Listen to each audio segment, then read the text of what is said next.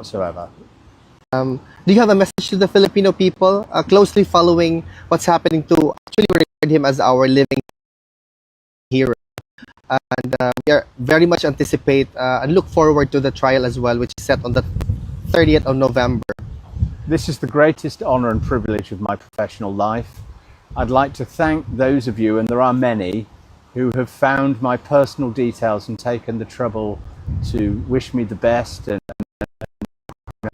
pray and aid, God's help, and I will do everything within my human power to fulfill their hopes too. Peter Haynes, thank you so much for this opportunity. On behalf of the Filipino people all over the world, I will wish you good luck, and I know that, or we hope, that the former president will be brought back to the Philippines as soon as possible time. Thank you, Alvin. You're welcome.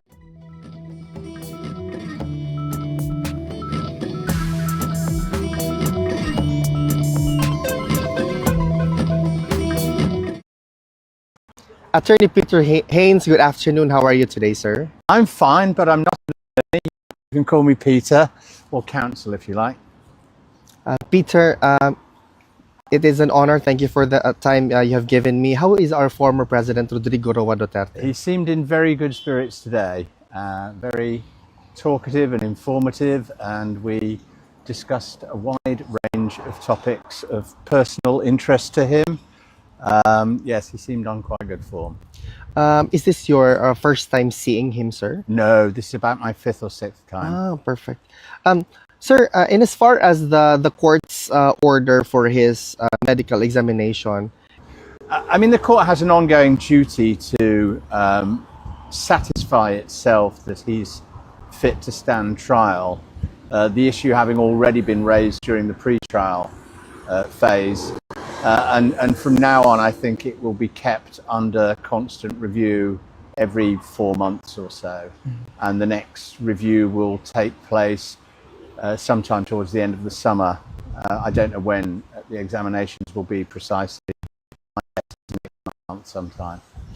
Peter, in as far as your opposition to the Rule 68, a lot of Filipinos are actually thinking if you could share to us as well the substantiation of your opposition to that. I'm not entirely sure we're completely opposed to the idea. At the end of the day, everybody wants the proceedings to go reasonably smoothly and quickly, particularly given the age of the former president. And so there's nothing, principled that we object to about Rule 68.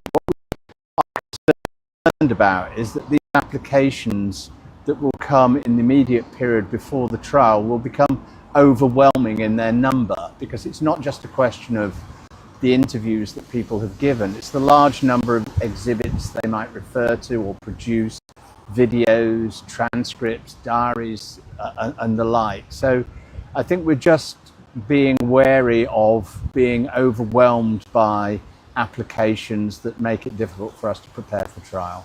In as far as the length of the trial is concerned, do you have already a timeline as to the years, perhaps? Yeah, I don't think it's going to be years. I think it would be surprising if it was less than a year. A lot of it may depend on how long the former president can spend in the courtroom on a daily basis. He's going to have to be there at some stages, and it may well be that he can't endure too long a day. But my guess would be that it won't take as long as 2 years.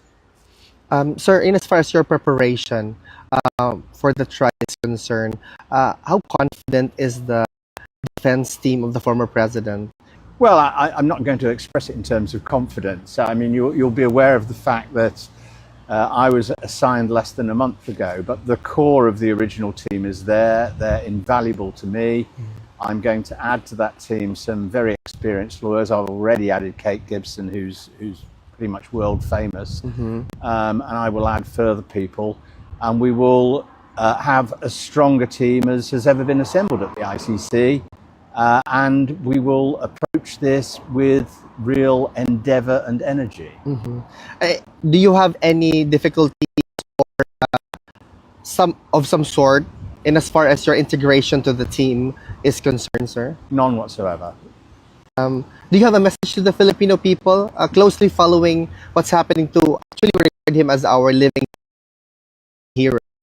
And we are very much anticipate and look forward to the trial as well, which is set on the 30th of November. This is the greatest honour and privilege of my professional life. I'd like to thank those of you, and there are many, who have found my personal details and taken the trouble to wish me the best and pray in aid, God's help, and I will do everything within my human power to fulfill their hopes too. Peter Haynes, thank you so much for this opportunity. On behalf of the Filipino people all over the world, I will wish you good luck, and I know that, or we hope, that the former president will be brought back to the Philippines as soon as possible time. Thank you, Alvin. You're welcome, sir.